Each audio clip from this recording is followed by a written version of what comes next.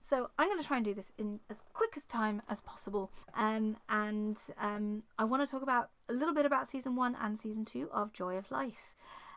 So I've just finished watching Joy of Life 2. Joy of Life 1 came out in 2019, would you believe? So very quickly, let's go through some of the characters. We're not going to go through all of them. In season 2, there are 72 cast members. We're only going to go through the first few. So our main leading guy that we love is played by Zhang Ruoyun, who plays Fan Xian. You have Wu Gang, who plays Chen Pingping, Li Qin, who plays Lin Wan'er, who is the love interest, Chen Daoming, who plays Emperor of Qing, and Tian Yu, who plays Wan Qinan, Qin Yan, I think it's Qin Yan, and Song Yi plays Fan Roro. Fan Roro plays a much bigger role in this season than the previous season, and I really love how they went with her character. But let's go on very quickly to where I watched this and so on. So I watched it on Viki.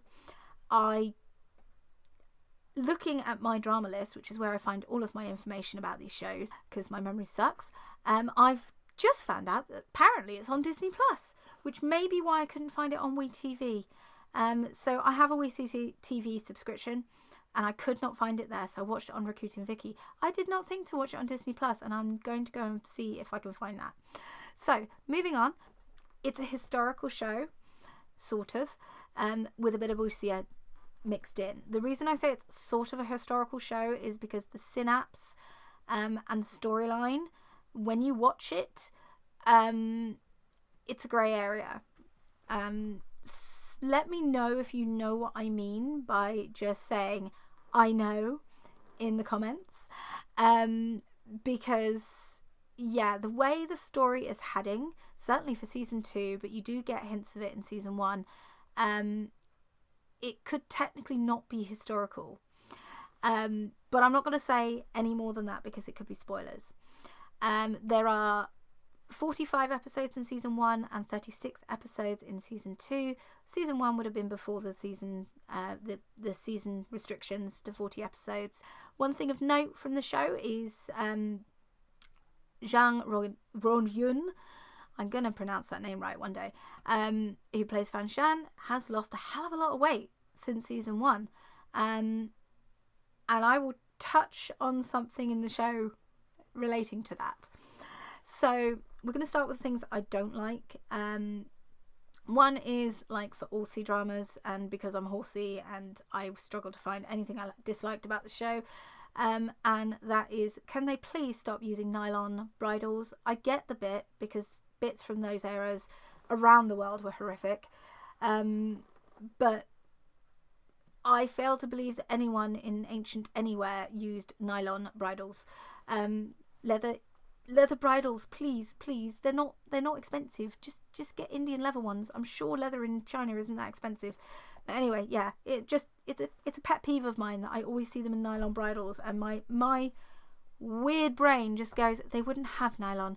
Everything else is historically accurate to a certain extent, and you'll know what I mean if you've watched this. But the horses are still in nylon bridles. But anyway. The only other thing I disliked about this show was there were a couple of characters that were brought in that I didn't think were utilised enough. One was utilised more than the other, and they were both new-ish characters. One was completely new. We didn't see him in the other season at all. One I think we kind of touched on, but I can't remember if it was the same actress or not. She is the one that we see quite a lot to start with, but then she just disappears. Like completely off the face of the planet. The way they brought her in, we were expecting her. I kind of expected that she would sort of be a constant. Not in it a lot, but a constant throughout, so that we'd sort of build her up a bit more.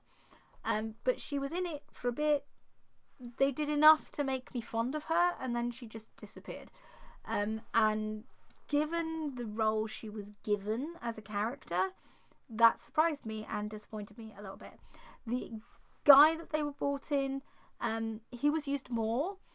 I would have liked to have seen more of him. But I think he will come in a later in season 3. So yeah, so that's the things I didn't like. On to the things I did like. One, the show was quite aware of itself. For example, at the beginning of the show, when we see our hero, there's not right at the beginning, but like near the beginning, there is acknowledgement that he has lost a lot of weight, which I thought was quite like, haha, yes, he has indeed. And at the end of the show as well, they also make a little sort of joke for the audience about how long they had to wait. And there was at the beginning as well. There was sort of a gripe, if you will, about how long we had to wait for this season to come out. Because again, this came out in 2019. The first one came out in 2019. It had a cliffhanger, and we had to wait till this year to see it. So yeah, I liked the fact that the show was self-aware, if only for the benefit of the fans. I thought that was a really, really cute little tidbit.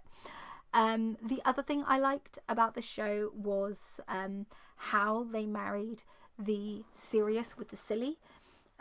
Now, from like pictures and the trailers and stuff, it looks a super, super serious show. And it is. The stuff it covers is really quite serious in places. However, it mixes in the silly and the jovial so supremely well, that it just keeps you like it's not cringe, and the timing is so well done that it just keeps you wanting to come back for more. At least for me, might not for you, but it does for me. So that was great. Obviously, the other thing that I have to touch on is the character development. The way the characters are written, you understand their motivations for what they're doing. The characters are really relatable. I swear that Fan is neurodiverse in some way. There's no way he can't be. The way he behaves, how intelligent he is. I just relate to him so badly. Maybe not the intelligence so much, at least not the level he has. But the way he's sort of like a little bit weird. He means well. He sometimes comes off the wrong way when he didn't mean to come off that way, and so on and so forth. He's often misunderstood by people because he's done things a certain way with the right intentions, but people have taken it the wrong way, and so on and so forth. Certainly on that point, I can strongly relate to. Would I recommend this? Yes, but you do need to watch season 1 first. I would go as far to say as Joy of Life season 2, provided you've watched season 1, is a must watch of 2024. I really enjoyed it. I think I want to see more. Please, to the C-drama gods, don't make us wait as long for season 3. That was just horrific, because it didn't end on a cliffhanger per se this time, but you know, it left me wanting more. And in fact, they also made that joke at the end of the season. But what did you think? Have you watched this show? Do you agree with me? Is it, is as good as I think? Is there anything you liked that I didn't? Is there anything you didn't like that I did? Feel free to discuss in the comments, and I'll see you for my next review and any of my cosplay videos. Love you. Bye.